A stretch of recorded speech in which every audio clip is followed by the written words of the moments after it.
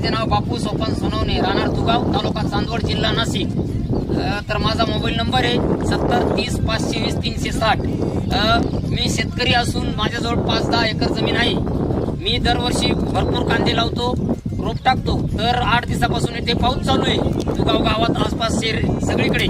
तर आम्ही बाकीचे भरपूर औषधं मारली तर त्याचा रिझल्ट जवळजवळ 90% भेटलंच नाही।